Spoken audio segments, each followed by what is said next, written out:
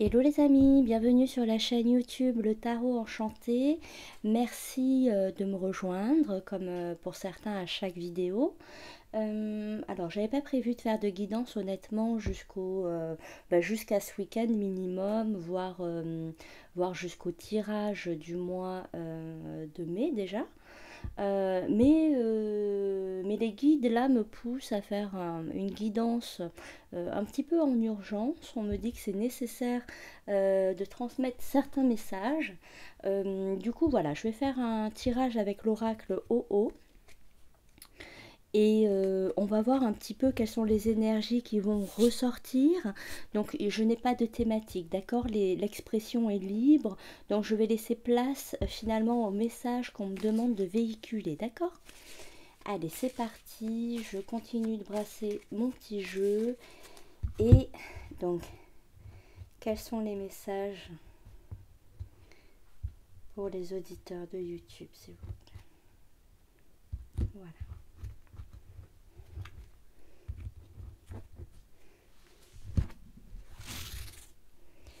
Ok. Alors, hop, je vais faire un tableau en 9. Est-ce que vous le voyez? Non, je vais plutôt me mettre ici.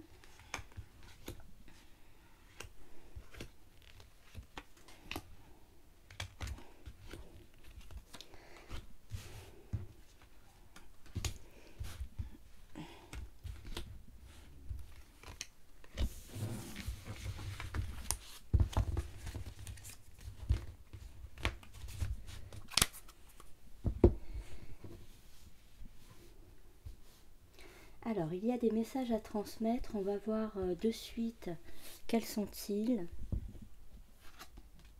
D'accord. Alors, en première carte, on a le fouet. On a le fouet qui ressort. Le fouet, un petit peu comme sur le Normand, je l'assimile aux relations conflictuelles. Il peut s'agir de relations sexuelles. Il peut s'agir d'une traîtrise aussi. Alors, laissez-moi voir. Oui, voilà, oui. Oui, d'accord, ok. Bon, j'ai en parallèle de l'image en parallèle de l'image que l'on voit, j'ai une autre image qui apparaît. Donc en effet, on a une personne ici qui donne un coup à une autre personne. D'accord? C'est très clair. Il y a quelqu'un qui met un coup à quelqu'un d'autre. C'est un coup qui fait mal. C'est un coup qui fait mal, c'est un coup qui est difficile, c'est un coup qui est un petit peu inattendu, qu'on ne voit pas forcément venir, qui arrive brutalement. Et finalement, ça s'enflamme. Il y a l'idée d'un feu comme ça. Il y a l'idée d'un feu comme ça qui prend, qui grandit et comme un couperet qui tombe. Il y a quelqu'un qui souffre. D'accord? Il y a quelqu'un qui souffre. Il y a quelqu'un qui est dans une colère incontrôlée. C'est une colère vraiment incontrôlée, oui. Qui a du mal vraiment à avoir la maturité et le recul nécessaire pour avoir un œil sur la situation. C'est quelqu'un qui a besoin d'ailleurs d'être suivi psychologiquement, hein, d'accord, pour en arriver à un coup pareil. Euh, c'est quelqu'un qui a un travers psychologique, ça c'est sûr. Il y a quelqu'un qui disparaît, donc la victime disparaît. C'est une victime qui disparaît. Le coup est trop fort, c'est une victime qui décide de s'éloigner. D'accord. Ouais. En seconde carte, on a l'orage, on a la foudre. En effet, là, on rejoint un petit peu la notion euh, euh, d'inattendu. D'accord? C'est une colère un petit peu qu'on ne voit pas venir. C'est une dispute, il s'agit donc d'une dispute entre deux personnes. C'est une dispute qu'on n'attendait pas. d'accord? C'est la tempête qui arrive d'un coup, c'est le déchaînement de mots, c'est le déchaînement, ce sont des joutes verbales, d'accord? On essaie l'un et l'autre de répondre, mais il y en a un qui est dans une colère qui ne descend pas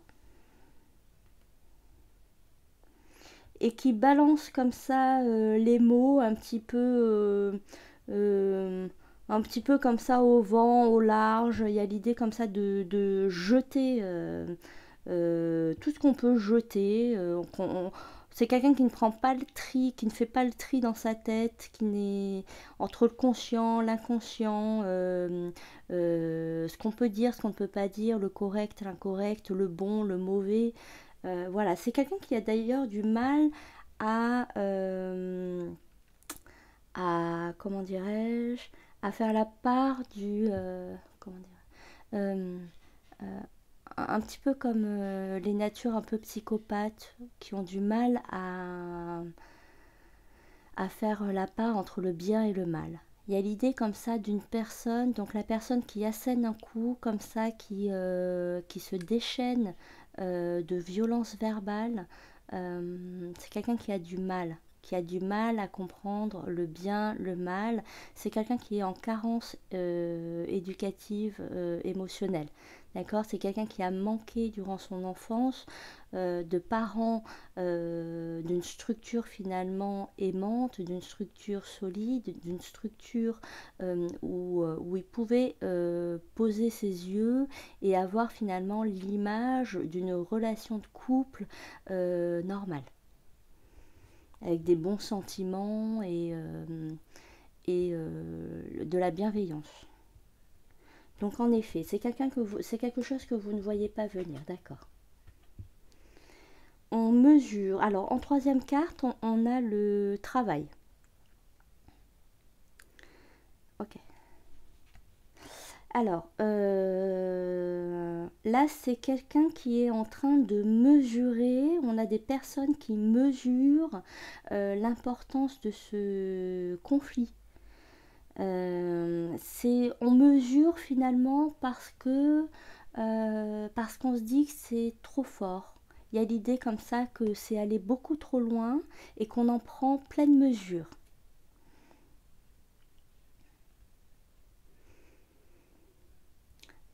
On a ici, on nous parle donc de cette personne colérique comme ça, on nous parle de cette personne colérique qui a en plus excusez-moi, je dépeins vraiment quelqu'un de désagréable, mais voilà, le message va concerner peut-être une petite partie d'entre vous.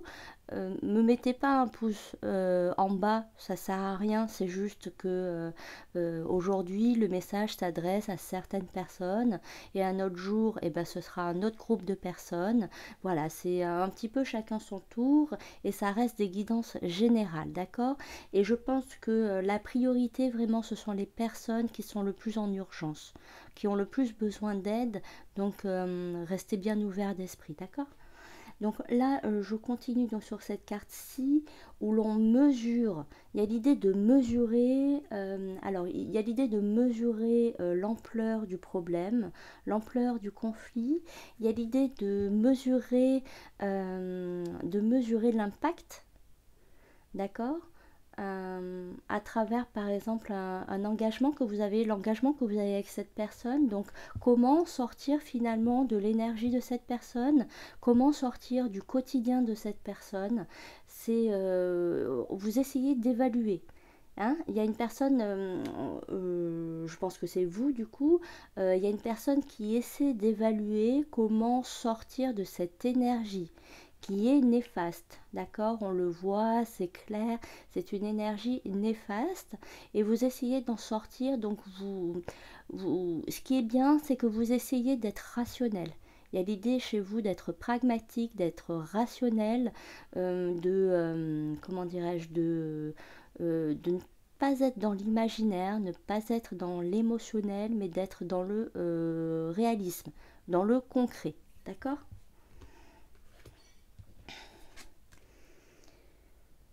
Alors, on a la carte du bois. La carte du bois, pour moi, il y a une notion du bois en plus de nuit, il y a l'idée un petit peu de disparaître, d'accord? Il y a l'idée un peu d'une disparition quand même. L'idée d'une disparition, l'idée de se cacher même un petit peu, d'accord? Je dis pas se cacher vraiment au sens euh, littéraire où vraiment on a peur de l'autre et on se cache ardemment de peur de violence physique, d'accord? C'est plus, on essaie, on se replie. Il y a l'idée de repli, il y a l'idée d'isolement, il y a l'idée de réflexion. Elle me fait penser un petit peu à l'ermite hein, du tarot.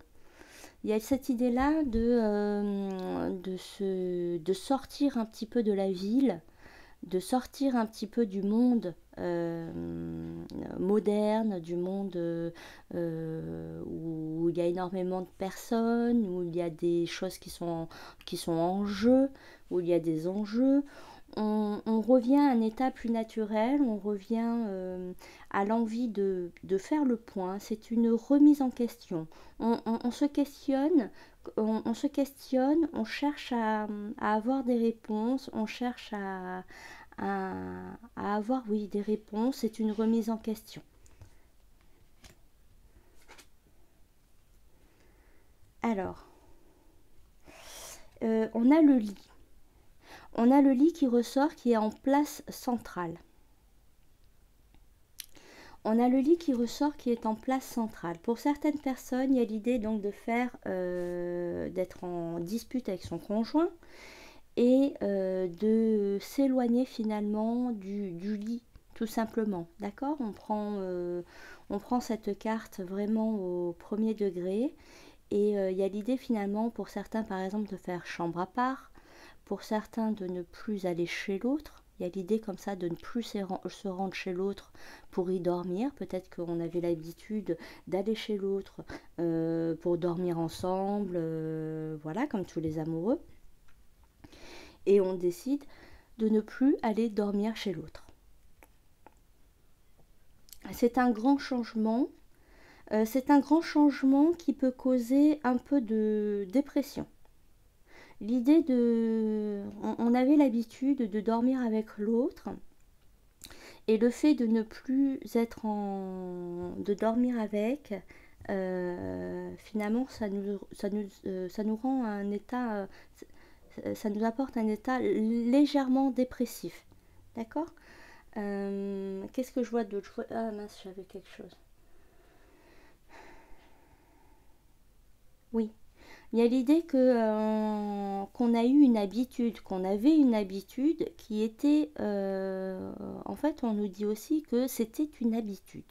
On avait une habitude de vie qui maintenant change et on nous dit ce qui te plaisait aussi, c'est cette notion d'habitude, que maintenant tu vas évoluer et tu mérites mieux que des grosses colères et de grosses disputes infâmes. Ok?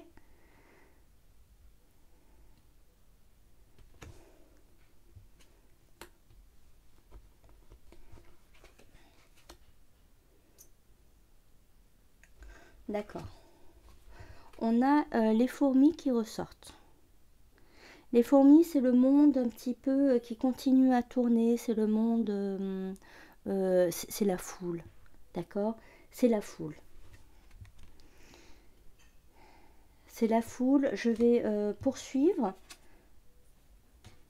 En... D'accord. Ça, c'est la carte qu'on a pour après la foule. Donc voilà, j'attendais un petit peu plus de précision, si vous voulez. En fait, ce que les guides sont en train de nous dire, c'est que durant les beaux jours, durant le printemps et durant l'été, vous allez rencontrer beaucoup de monde. Qu'il faut sortir de cette énergie parce qu'il y a du monde qui vous attendent. Qui vous attend, pardon. Il y a de nouvelles rencontres à faire, il y a oui, de nouvelles relations à avoir, des relations beaucoup plus sereines, des relations beaucoup plus stables, beaucoup plus agréables. On vous dit avec ces cartes que vous méritez, vraiment, vous méritez de vivre agréablement, sereinement, paisiblement.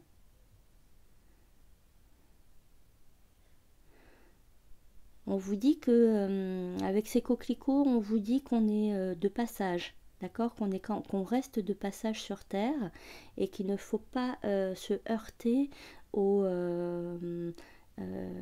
il ne faut pas finalement rester obtus comme ça sur une situation sentimentale qui n'est pas agréable. Il y a vraiment de nouvelles expériences à vivre, il y a de nouvelles rencontres, il y a des sourires qui arrivent.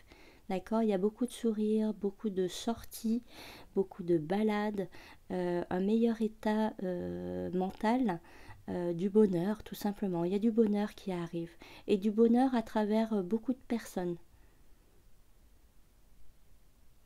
Donc ce sont des amis. Vous allez peut-être rencontrer un groupe d'amis, hein, tout doucement, ça va se faire tout doucement. Vous allez peut-être changer d'entreprise et vous allez avoir de nouveaux collègues. Vous allez peut-être juste rencontrer quelqu'un de nouveau. Et en rencontrant cette personne nouvelle, finalement, cette personne va vous apporter un nouvel entourage. Son entourage sera complètement différent de ce que vous vivez actuellement et sera du coup dans l'accueil, va vous accueillir avec bienveillance. C'est de l'amour, c'est des réunions, c'est de moments de joie. On vous dit que de vraiment de laisser place aux nouvelles possibilités, d'accord? Vous avez de nouvelles possibilités si vous le souhaitez. Vous avez bien sûr votre libre arbitre, mais là on voit que les colères atteignent un niveau bien trop important. Ça va être difficile à réparer et, c'est beaucoup trop fréquent également.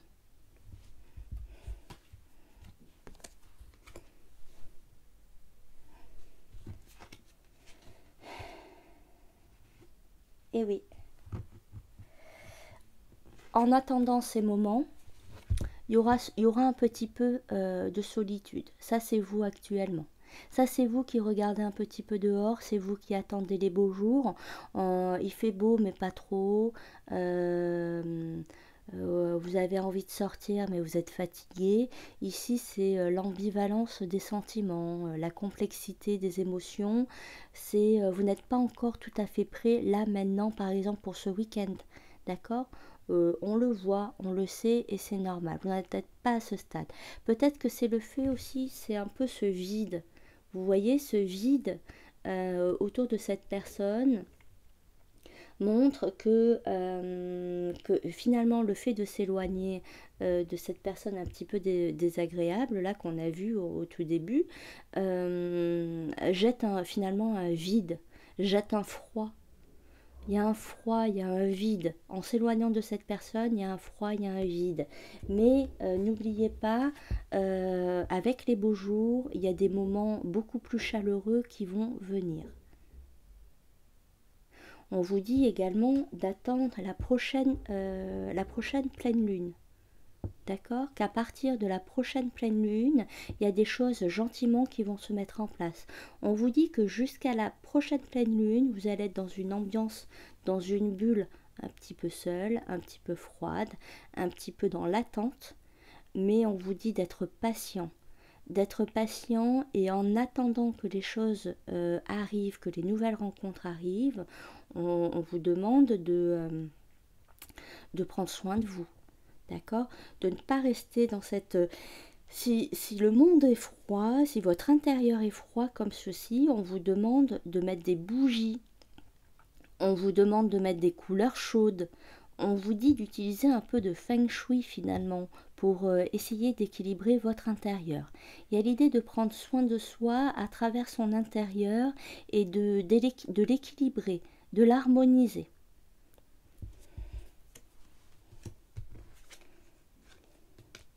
On revient sur cette histoire de date. Hein. Avec la lune, déjà, on nous en parlait. Vous regardez le temps passé. Hein. De toute façon, ces deux cartes sont relativement similaires. Il y a l'idée d'attendre. Il y a l'idée d'attendre. On reste sur une ambiance encore froide. On reste dans une idée d'attente. On regarde le temps passé. On regarde le calendrier. On regarde les lunes passées. Ok. Là, on vous dit, ça va arriver. Il faut attendre les beaux jours, il faut attendre les premières chaleurs. À partir des premières chaleurs, à partir de la prochaine pleine lune, il y a des choses qui vont se mettre en place gentiment, d'accord? Je jette un petit coup d'œil, voir ce qui...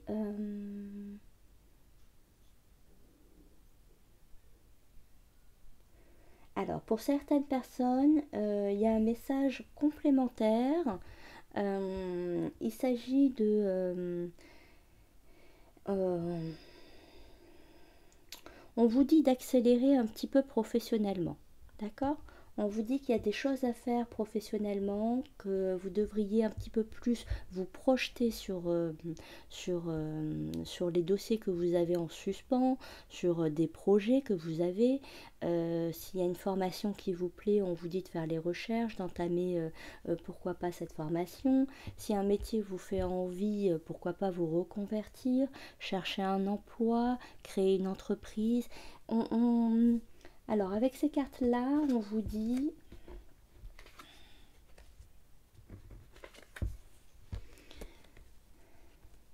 Avec ces cartes-là, on vous dit qu'il ne faut pas perdre de temps, qu'il faut arrêter de perdre son temps d'un point de vue professionnel parce qu'il y a beaucoup de choses à faire, il y a beaucoup de gens à rencontrer et qui dit beaucoup de gens à rencontrer dit beaucoup de possibilités.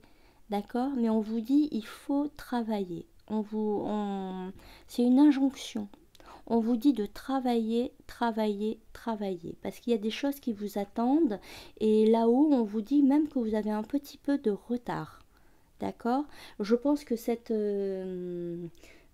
rencontre-là, cette personne que vous aviez dans votre vie, il est temps finalement de la lâcher, de la laisser repartir à l'univers, de la redonner à l'univers, qu'elle suive son cycle à elle, et vous de reprendre finalement le cycle quasiment là où vous en étiez avant de la rencontrer. Il y a cette idée d'avoir perdu du temps avec cette personne, que cette personne vous avait fait perdre du temps professionnellement, ok? En plus du sentimental, il y a l'idée du professionnel qui ressort. D'accord? C'est à peu près tout. D'accord? On voit la difficulté un petit peu de l'éloignement, d'accord, qui ressort à travers plusieurs messages. On voit, il y a une notion un petit peu de fatalité, de déception, d'attente, de tristesse. Mais vraiment, on vous dit qu'avec les beaux jours, il y a vraiment des choses qui vont arriver, des choses beaucoup plus agréables. On vous dit également de vous balader, de sortir un petit peu plus de chez vous et de profiter un petit peu plus de la verdure. J'ai énormément de verdure qui ressort dans votre jeu et on vous invite à des balades. Ça peut paraître un peu simplé, je vous l'accorde, mais c'est quand même les guides qui vous incitent à vous balader un petit peu plus. D'accord? Ça va vous faire du bien. Tout ce qui peut être purificateur, c'est à prendre en compte. D'accord? Voilà les amis, écoutez, c'était une petite guidance improvisée, j'espère qu'elle aura pu aider quelques personnes. On se retrouve, pour être honnête, je ne sais pas quand. Ce week-end j'ai beaucoup de choses à faire, mais enfin d'ici quelques jours, de toute façon, d'accord? Si je fais pas de tirage cette semaine, j'en ferai un la semaine prochaine. Et si j'ai un peu de temps, quand même, j'essaierai d'en faire un autre. Ok? Allez, je vous embrasse les amis. Bon courage, à bientôt.